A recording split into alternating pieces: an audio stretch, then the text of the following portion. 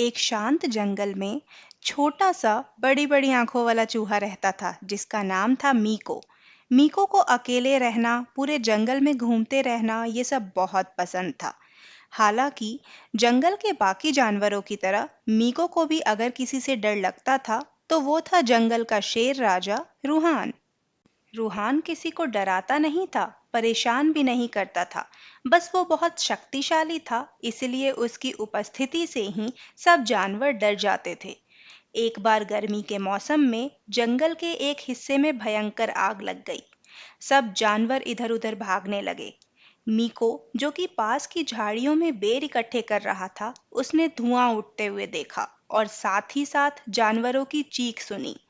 मीको को बहुत डर लगा, लेकिन फिर भी वो मदद करने के लिए उस तरफ भागा।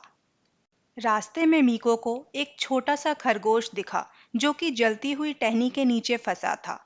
आग और पास आती जा रही थी, लेकिन मीको ने जल्दी ही पहुंचकर अपने नन्हे नन्हे दांतों से टहनी को काटा और हटा दिया।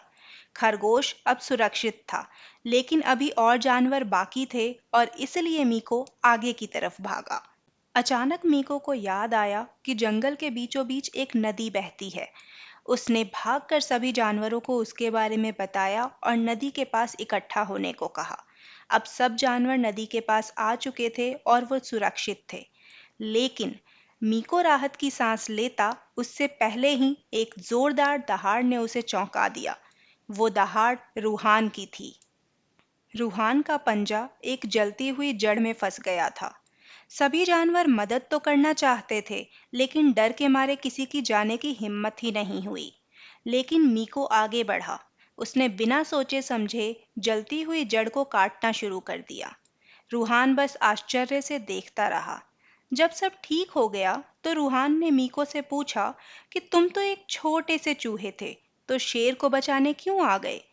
तो मीको ने कहा कि किसी को तो आना था, किसी को कुछ तो करना था, तो मैं आ गया। उस दिन के बाद से रूहान ने ये कोशिश की कि कोई भी छोटा या कमजोर जानवर उससे डरे नहीं, और मीको से तो उसकी दोस्ती ही हो गई थी। जंगल के सब जानवरों को भी अब समझ आ गया था कि सच्ची बहादुरी आवाज या ताकत से नहीं, साहस और दया से दिखती है।